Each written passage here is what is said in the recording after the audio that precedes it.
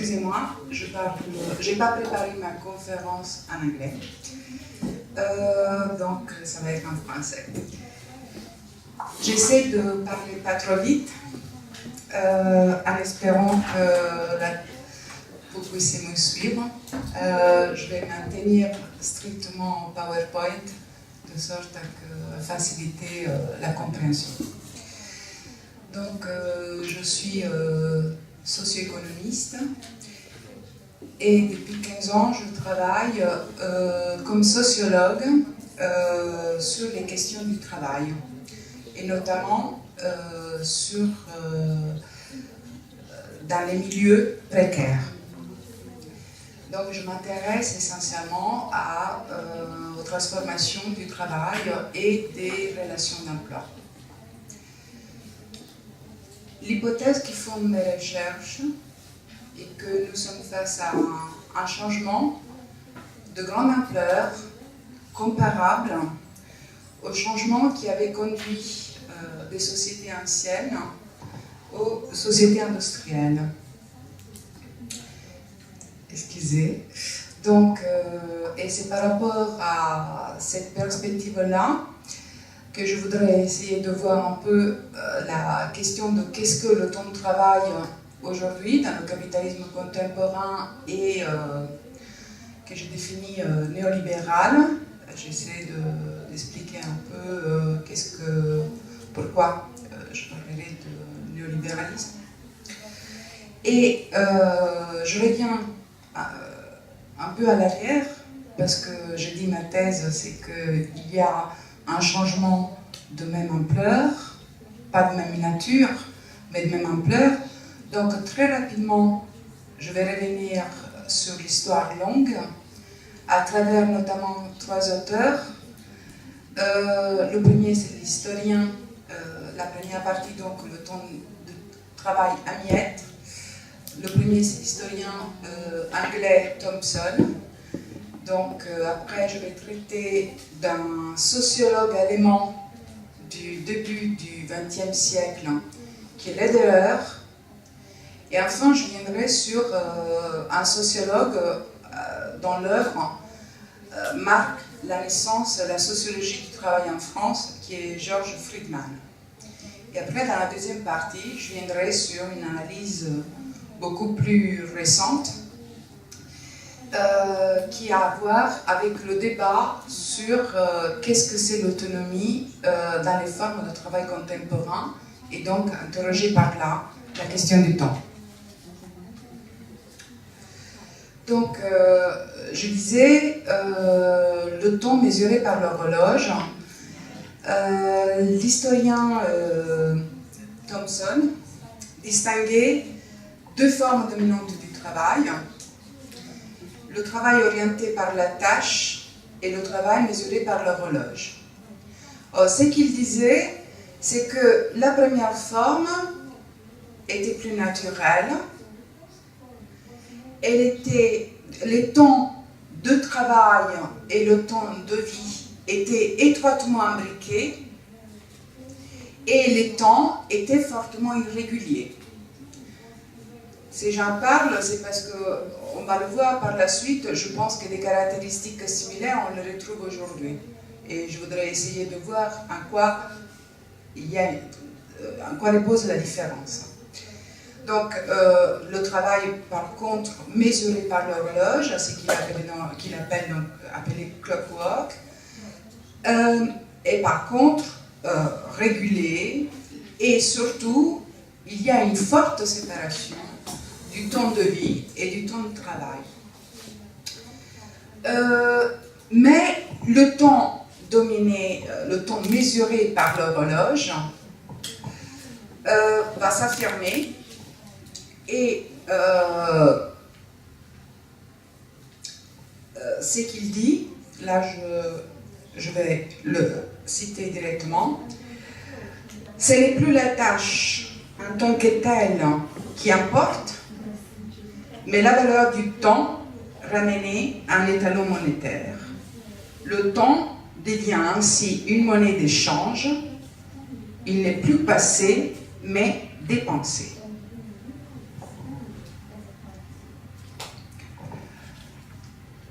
Donc, je reviens là encore plus à l'arrière, c'était Lederer, qui était un sociologue allemand des années 20, qui analysait cette période. Et lui, pourquoi c'est intéressant?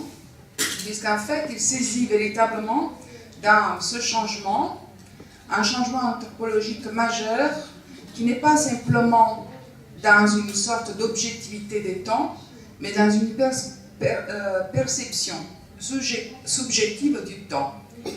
Il dit, entre l'indépendant d'un temps et l'ouvrier d'aujourd'hui, il y a une différence majeure de perception du temps. Pourquoi l'indépendant d'un temps, c'était quelqu'un qui disposait, on peut dire, entre guillemets, des moyens de production, c'était la petite boutique, c'était un morceau de terre, sa petite ferme, ses petites vaches, il disposait de ces moyens. Et l'horizon temporel était un horizon qui dépassait sa propre vie. Quelqu'un disait tout à l'heure, c'est de père en fils. Donc l'horizon temporel de l'activité garanti par ces biens qui garantissent une petite activité de l'indépendant assure une longueur de vie. Alors que pour l'ouvrier, dépossédé des moyens de production et dépendant de l'emploi proposé par l'employeur, qui est des emplois courts, l'horizon temporel est très très restreint et irrégulier. Donc, il se retrouve face à une situation de perte et de capacité d'autogestion. Et donc, Lederer, il pose les alternatives. On est dans les années 20, vous voyez. Donc, les alternatives sont trois que Lederer envisage. La première, c'est la collectivisation des moyens de production. Et là, il dit, mais on n'aura pas résolu le problème de l'aliénation, puisque le travailleur sera toujours séparé de son travail, du sens de son travail. Ce n'est pas lui qui détermine le sens, le contenu et le pourquoi de son travail. La deuxième perspective, c'est celle anarchiste, dans laquelle il y a justement récomposition, et pas simplement de récomposition du travailleur et des moyens de production, mais récomposition du travailleur et de son travail. Récomposition du travailleur comme consommateur en même temps. Cette perspective lui semble beaucoup plus intéressante, mais il dit « le capitalisme, à mon sens, est loin de mourir ».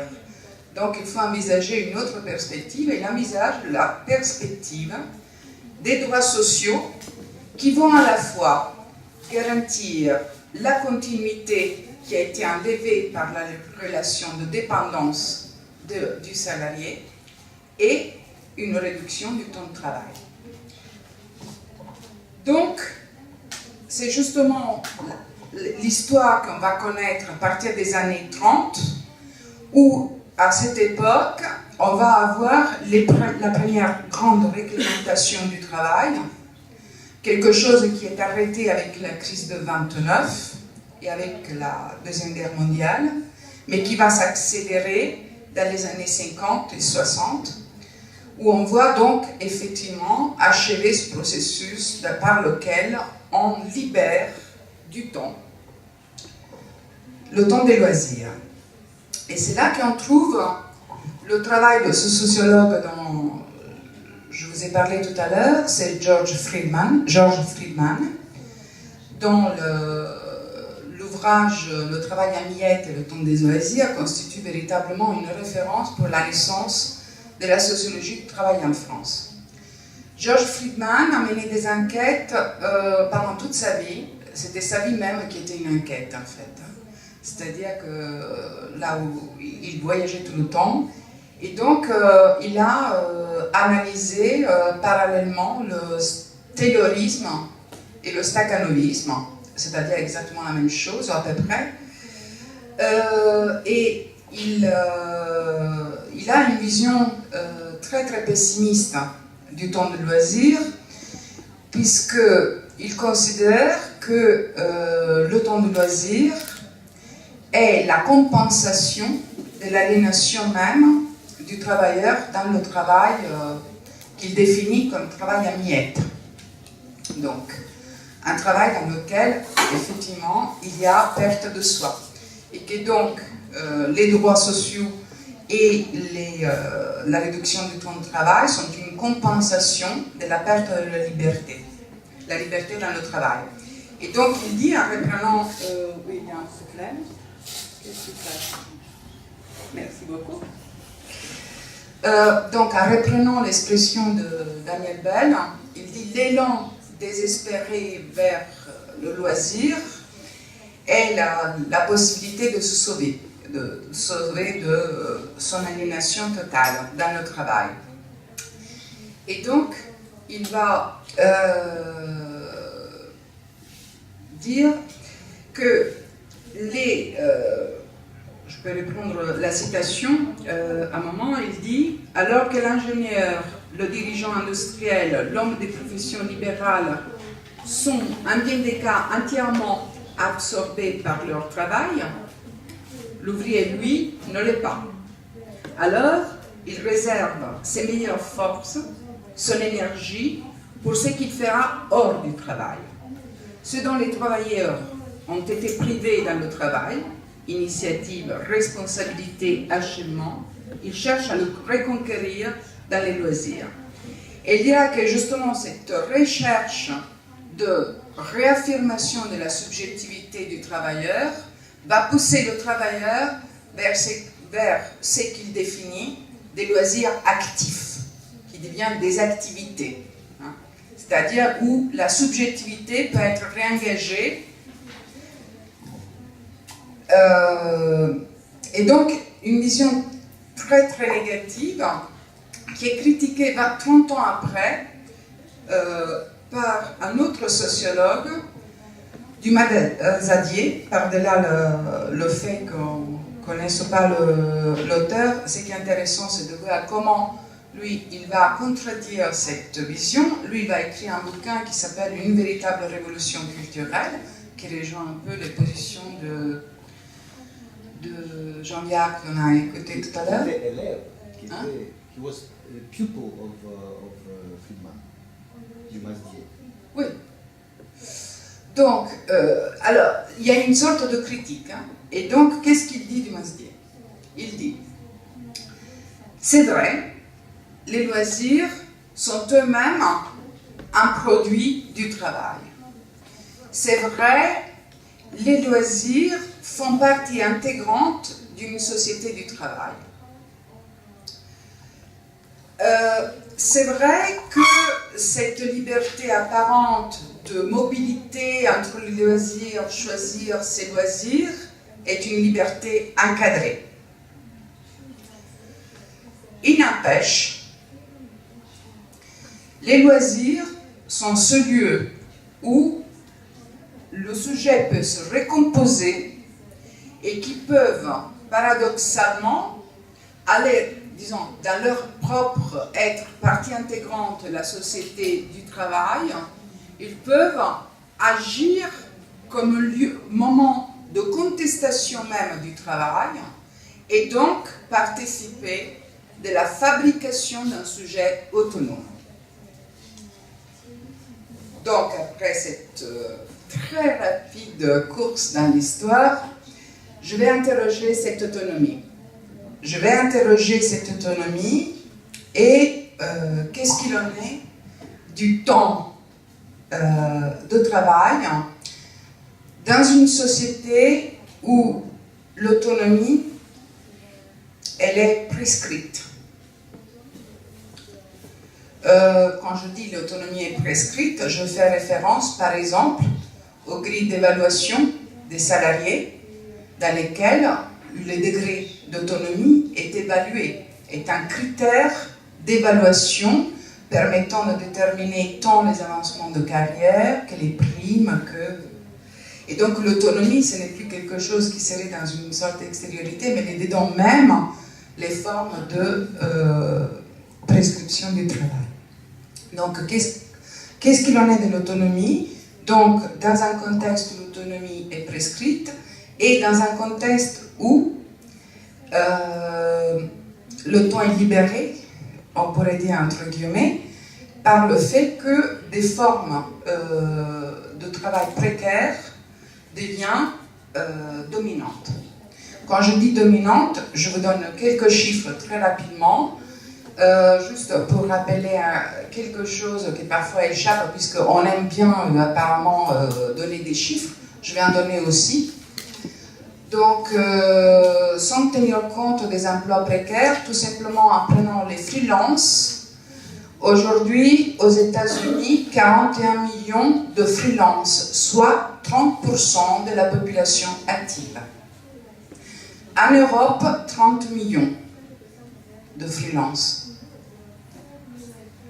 En Italie, et en Italie où il y a eu, et en Grèce, vous avez quelque chose de l'ordre de 20-30%. Simplement de freelance. Je ne tiens pas compte des formes de contrats dits atypiques. Donc, qu'est-ce qu'il en est de l'autonomie? Qu'est-ce qu'il en est du temps dans des formes de travail discontinu, dans des formes d'emploi discontinu? Alors donc, je vais le définir comme l'emploi en miettes. Si j'arrivais à avancer, ça serait encore mieux. Voilà. Donc, pour essayer d'analyser cela, je vais revenir un moment en arrière. Thompson disait, on est passé à la discipline du temps, à une société de la discipline du temps, mais cela n'est pas le seul fait de l'organisation du travail dans l'usine, elle n'est pas simplement le fait de l'employeur, elle est le fait d'un ensemble d'institutions, l'Église et l'école notamment, qui ont participé de cette formation d'une discipline du temps.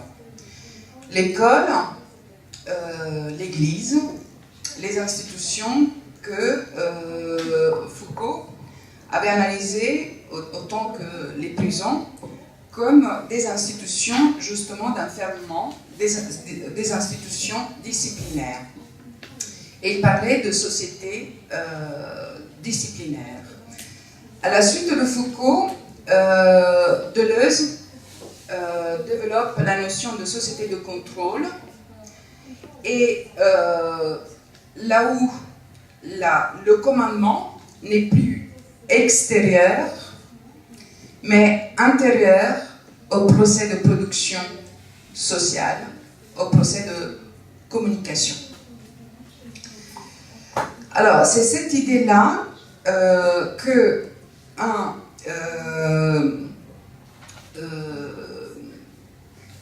pardon, j'ai oublié quelque chose.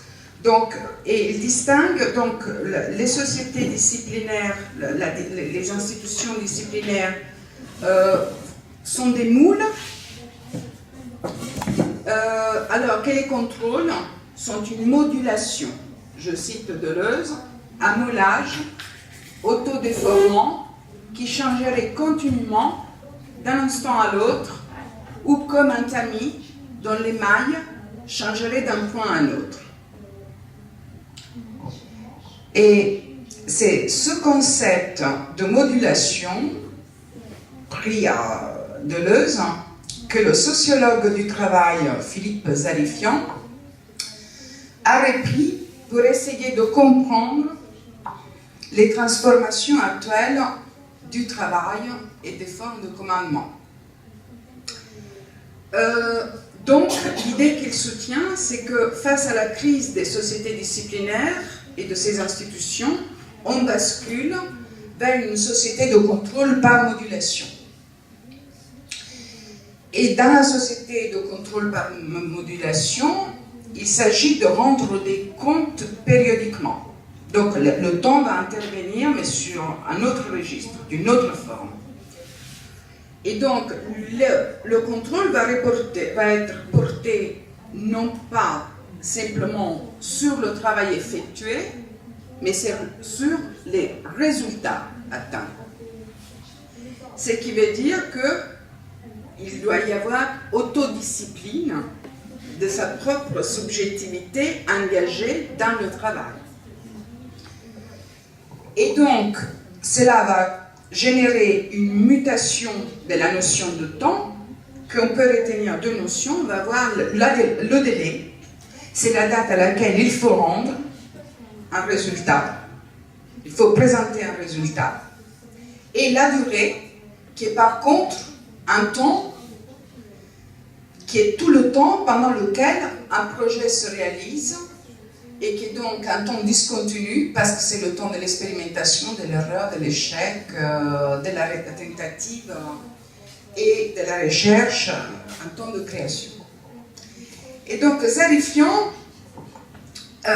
il dit, eh bien, tout cela n'est pas simplement source d'une nouvelle forme d'oppression, c'est aussi une possibilité de liberté, puisque le principe de modulation est irréductible à un dispositif de contrôle.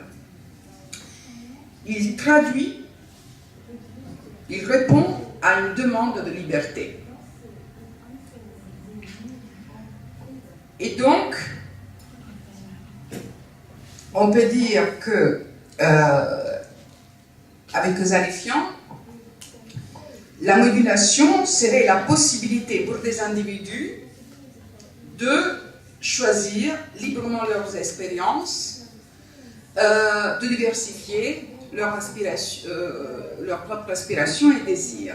Donc on aurait forcément une discontinuité joyeuse, on pourrait dire. Et donc la discontinuité, comme une modulation des espaces-temps au sens Deleuze, on peut la voir comme ayant deux visages. L'autre qui a la beauté de la liberté, mais l'autre qui a les traits de la précarité de l'emploi à miettes, qui va engendrer, c'est que la dernière partie de mon intervention, ce qui va, je vais appeler un malaise temporel, avec un autre auteur qui s'appelle Grossin, ou une pollution temporelle.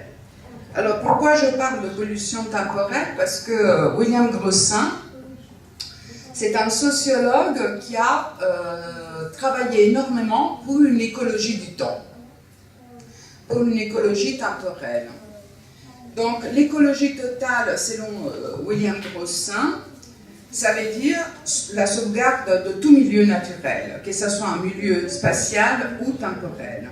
Donc il s'agit, d'après lui, d'adapter au mieux les milieux construits aux besoins des hommes, qu'il s'agisse d'un environnement spatial ou d'un environnement temporel. Dans l'un comme dans l'autre, elle se propose de retrouver, de préserver, d'améliorer la qualité de la vie. Et Grossin va établir une équation temporelle.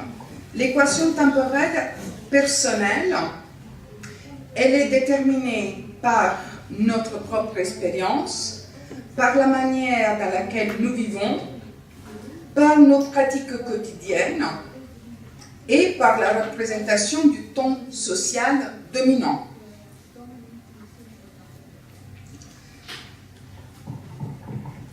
Je reviendrai un moment en parenthèse sur la question du ton social dominant. Je rappelle, le ton social dominant, en sociologie, c'est donc ce ton qui va être construit comme principal par rapport à tous les autres tons de la vie. Donc on peut considérer qu'à une société salariale, le ton de travail est un ton dominant. Après, on peut se poser la question si oui ou non, aujourd'hui, nous serons sortis d'un ton dominant déterminé par du ton de travail comme ton dominant.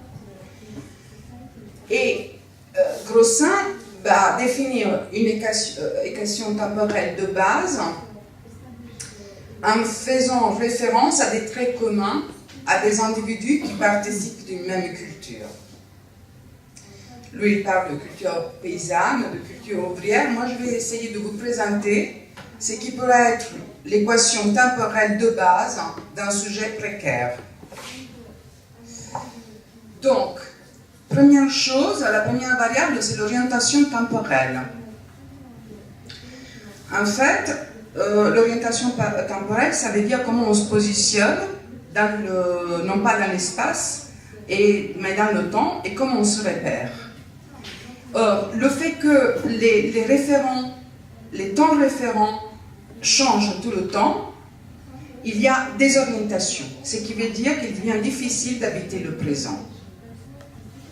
La deuxième variable, c'est l'horizon temporel. L'horizon temporel est celui à l'intérieur duquel nous, on peut imaginer notre vie. Or, l'horizon temporel du précaire, elle se réduit énormément, puisque c'est la fin d'un contrat. Après, il faut assurer. Et ce que dit Grossin, l'horizon temporel étroit ne contient pas de projet. Là, je cite, parmi toutes les enquêtes que j'ai menées, une phrase qui m'est apparue assez, à propos d'un metteur en scène qui m'est apparue assez belle, pour signifier tout cela.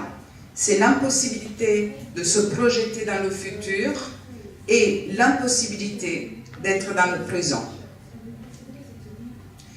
La troisième variable, c'est la disponibilité.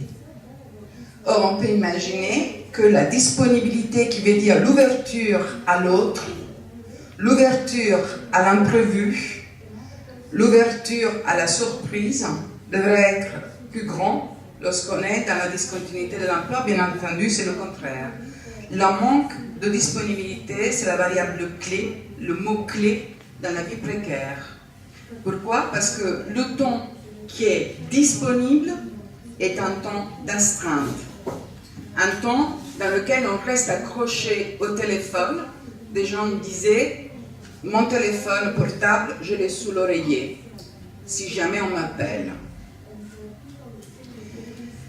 La troisième variable, la quatrième, c'est la gestion temporelle. Alors, la gestion temporelle est rendue difficile par le morcellement du temps et par l'obsession de l'emploi, qui empiète sur le temps de vie privée. Enfin, puisque le temps me manque, je vais m'arrêter sur la dernière variable qui est la création temporelle. La création temporelle, pour Grossin, c'est véritablement là où l'individu va s'engager dans les activités dans lesquelles il prend du plaisir. C'est des activités où il va pouvoir effectivement être créatif. C'est un temps de la récréation. Et le problème qui se pose, c'est dans les formes contemporaines de travail, c'est que ces temps-là, ils sont soumis à un besoin d'employabilité, un besoin de valorisation de soi, ou on pourrait dire de production de soi. Et la pression temporelle va affecter les possibilités de cette création temporelle. Je dois terminer, c'est ça, mais je suis loin de devoir terminer parce que j'ai parlé très lentement. Alors que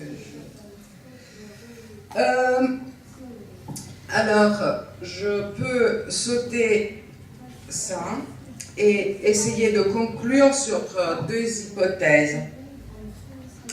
La première hypothèse, elle vient d'une lecture de Foucault, Naissance de la biopolitique, et que donc la question du temps, d'un temps dont on a le sentiment de perdre la maîtrise, est un enjeu des techniques, des technologies du gouvernement. Dans un projet qui n'est pas l'affirmation du marché, mais l'affirmation de l'éthos managérial, c'est-à-dire faire de chaque sujet un entrepreneur et la société une société d'entrepreneurs. L'autre hypothèse que nous avons parcourue, c'est celle de Rosa, Hartmut Rosa, pour qui, par contre, on est dans un, plutôt que par contre, je dirais un plus, on est dans une société dans une accélération sociale, là où la modernité va se retourner contre elle-même. Qu'est-ce que ça veut dire dans la perspective de Rosa? Que la modernité se retourne contre elle-même, que cette accélération sociale va produire une situation complètement figée, où plus rien bouge. Bien qu'on puisse avoir le sentiment de accélération. Pourquoi? Mais parce que justement, si on essaie de mettre ensemble les deux hypothèses, bien qu'elles viennent de deux corpus théoriques très éloignés, c'est dire que justement, les possibilités de création, à partir de la création de ses propres temps, elle est bloquée par ces techniques de gouvernement. Je termine, j'ai une minute encore. Conclusion. Alors, je reviens un moment juste pour conclure sur l'alternative qui était celle de Lederer, un siècle après, où on a testé les deux premières hypothèses, celle de la collectivisation, et on a testé aussi celle des droits sociaux, qui a en toute évidence, par les politiques de désactivation du welfare, et d'autre part par la réduction des droits sociaux, en fait, qui ont fait suite. En tout cas, c'était aussi quelque chose qui n'est pas envisageable, comme il a été envisageable dans les années 40, 50.